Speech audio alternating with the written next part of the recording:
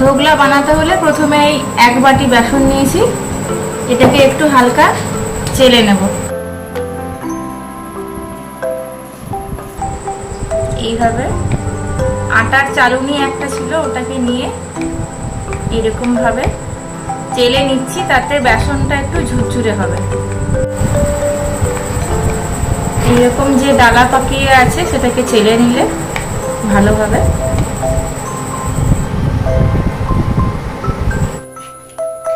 চালতে চালতে বেসনটা একদম শেষের দিকে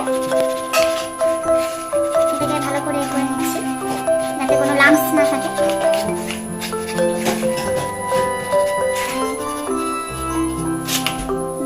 এটা নেব না, বেসন চেলে এবার রেডি। এই বাটির মধ্যে সামান্য পরিমাণ একটু দই নিয়েছি, এর মধ্যে এবার নুন অ্যাড করে দিলাম, এরপরে চিনির গুঁড়ো 4 চামচ মতো দিয়ে দেব।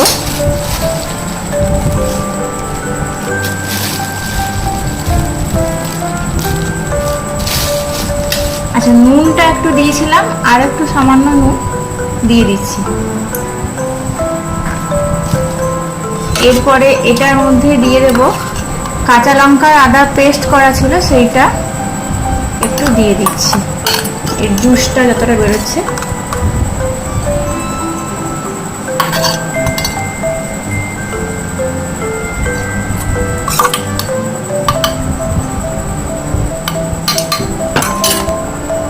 ব্যাস, এবার এটাকে প্রথমে মিশিয়ে নিলাম।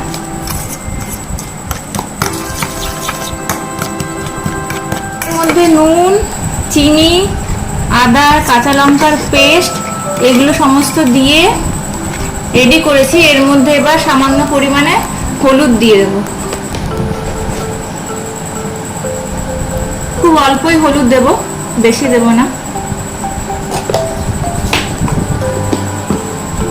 হলুদ দিয়ে আরেকবার ভালো করে মিক্সড করে দিচ্ছি।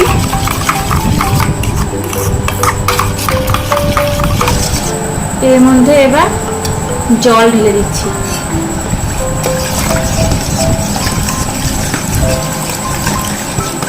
ভালো করে মিশিয়ে নেওয়ার পরে এই জলের এটাই অল্প অল্প করে বেসনের মধ্যে ঢালবো।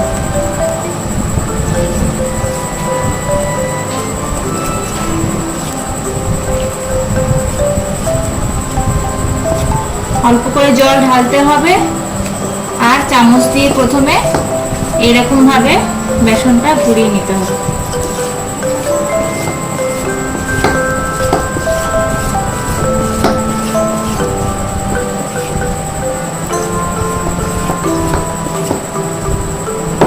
দেখুন, অল্প অল্প করে জল ঢালছি, আর এরকম ভাবে বেসনটা আরো জল লাগবে, আরো জল দিচ্ছি এটার মধ্যে।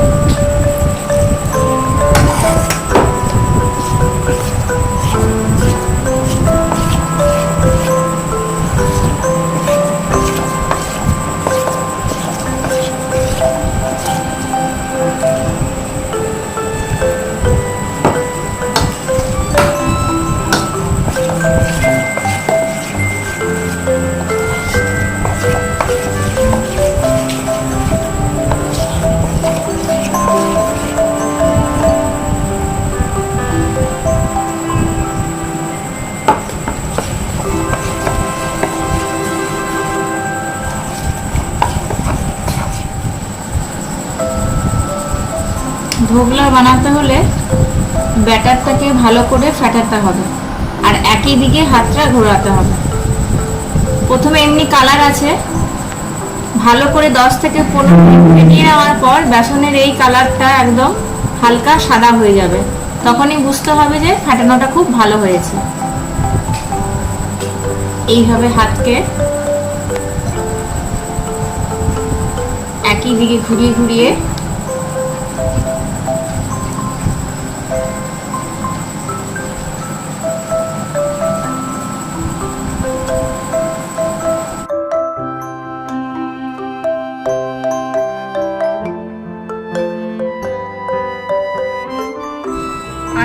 বেসনের ব্যাটারটা ফেটা শুরু করেছিলাম, এখন 8:10, প্রায় 10 মিনিট হয়ে গেছে। দেখতে পাচ্ছেন উপরে এরকম বাবলসগুলো হয়ে আছে। এগুলো হওয়া মানে আমাদের যে ফ্যাটানোটা সেটা খুব ভালো হচ্ছে। এইরকমই বাবলস আরও একটু উঠবে। 10 মিনিট হয়ে গেছে বলে এটার মধ্যে একটু লেবুর রস দিয়ে দিচ্ছি।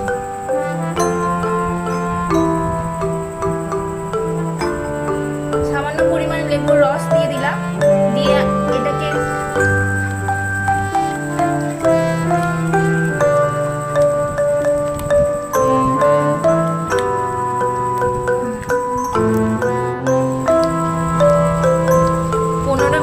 বেশি ফেটানো হয়ে গেছে।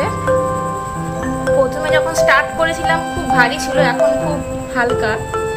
আর এইরকম বাবলসগুলো আরো বেশি বেশি করে আসছে, যে দেখতেই পাচ্ছেন। আর ব্যাটারটা এইরকম একটু লিকুইড রানি হবে ব্যাটারটা। এইভাবে আর একটু ফেটিয়ে নিয়ে এরপর এটার মধ্যে ইনো সল্ট অ্যাড করে দেব। ইনো বা বেকিং সোডা যে কোনো একটা আপনারা দিতে পারেন, দুটোই একই কাজ করে। ব্যাস, ফেটানো কমপ্লিট। এটাকে আর ফেটাবো না। একবার জুম করে দেখিয়ে দাও, পুরো বাবলসগুলো উঠে উঠে এসেছে। এটার মধ্যে খুব সামান্য পরিমাণে ইনো অ্যাড করে দেবো।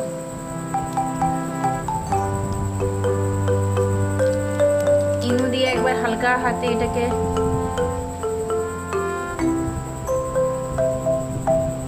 ইনো দেওয়ার সাথে সাথেই যে লিকুইড রানি ব্যাপারটা ছিল ব্যাটারটার, একদমই তরল টাইপের, সেটা একটু মোটা মোটা হয়ে যায়। এই দেখুন, বুঝতেই পারছেন আগের মতন অতটা পাতলা নেই, একটু মোটা মোটা হয়ে গেছে। এইভাবে ভালো করে ইনোটাকে মিশিয়ে নিয়ে 2 থেকে 3 মিনিটের জন্য ব্যাটারটাকে ঢাকা দিয়ে রেখে দেব। ধোকলার ব্যাটারটাকে আমরা রেস্ট করতে দিয়েছি। ততক্ষণে এখানে এই জায়গাটার মধ্যে আমরা ঢোকলা ঢেলে তৈরি করব, তো এটাকে রেডি করে নিচ্ছি। তেল নিয়ে ভালো করে চারধারটা বুলিয়ে নিতে হবে, যাতে ব্যাটারটা চিপকে না যায়।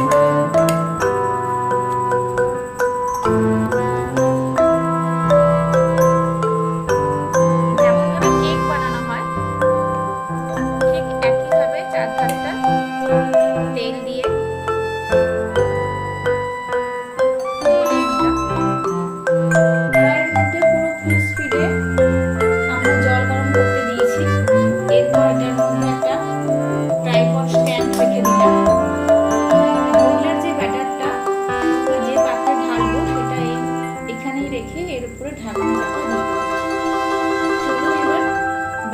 ঢেলে নেওয়া যাক। জল আমাদের গরম হয়ে গেছে।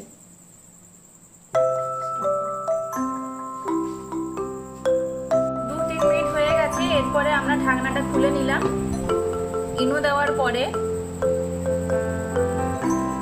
এবার ব্যাটারটাকে আস্তে আস্তে করে ঢেলে দিচ্ছি। এই একটা কেক টিন ছিল, এর মধ্যেই আমরা বেসনের ব্যাটারটা ঢোকলার জন্য ঢেলে নিয়েছি। এরকম দেখতে লাগছে। এবার চলুন এটাকে কড়াইয়ের মধ্যে বসিয়ে দেওয়ার পালা। এটাকে এবার বসিয়ে দিচ্ছি কড়াইয়ের মধ্যে।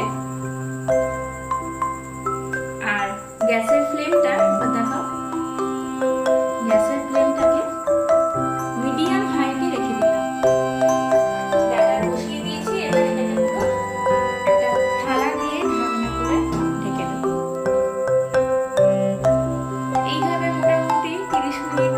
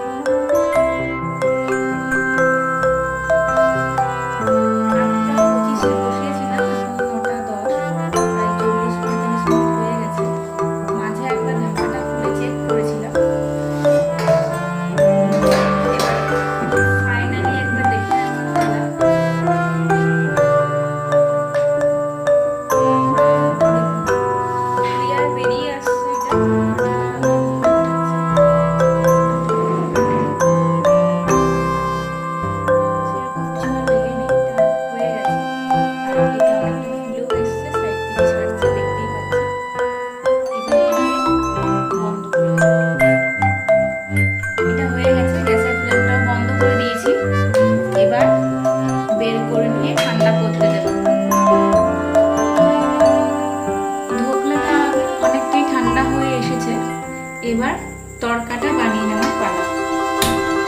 গ্যাস জ্বাললাম। কালো সর্ষে ফোড়নে দেওয়া হয়, কিন্তু কালো সর্ষে শেষ, তাই আমি একটু সাদা সর্ষে, অল্প পানমৌরি, জিরে আর একটু মেথি দানা, একটা 5 মিশালি ফোড়ন নিয়ে নিয়েছি কালো সর্ষের জায়গাতে। এতে 1 চামচ তেল দিয়ে দিলাম। তেলটা একটু গরম হয়ে গেলে ফোড়নটা দিয়ে দিলাম। কালো সর্ষে থাকলে অবশ্যই আপনারা কালো সর্ষে দেবেন, আমাদের কাছে ছিল না তাই এটা দিয়েছি। এরপরে দিয়ে দিচ্ছি কারি পাতা। এটা হয়ে গেলে সামান্য যে আদা আর লঙ্কার পেস্ট ছিল, খুব সামান্য পরিমাণে একটু দিয়ে দিলাম তেলের মধ্যে। অল্প নুন দিয়ে দিলাম। এরপরে একটু জল ঢেলে দিচ্ছি।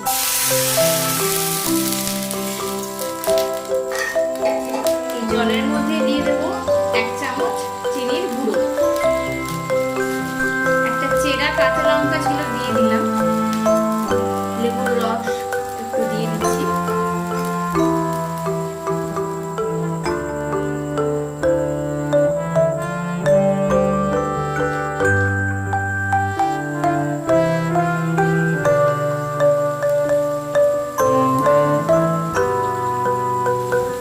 এরপরে গ্যাসের ফ্লেমটা বন্ধ করে দিলাম। আমাদের ধোকলাটাও প্রায় ঠান্ডা হয়ে গেছে, খুব হালকা গরম আছে। আর তার সাথে এই যে আমরা তড়কাটা বানিয়েছি, এইটা সিরাপ হিসেবে ধোকলার উপরে দিয়ে দেবো। খেয়াল রাখবেন ধোকলাটা খুব হালকা গরম থাকতে হবে, আর এটাও হালকা গরম থাকতে হবে। কোনোটাই খুব বেশি গরম বা খুব বেশি ঠান্ডা হলে চলবে না।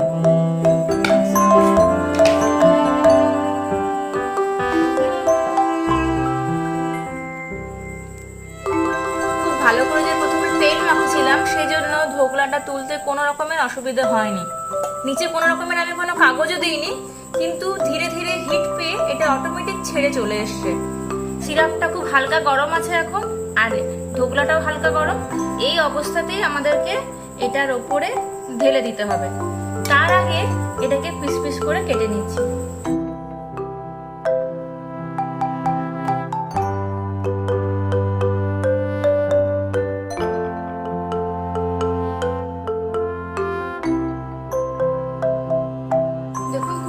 নরম হয়েছে, চাইলে এটার মধ্যে সুজি দিতে পারেন, তাহলে এটা আরো ফ্লাফি ব্যাপারটা হয়ে যাবে। এবার এটার মধ্যে আমরা এই সুগার আর জলের সিরাপটা ঢেলে দিচ্ছি।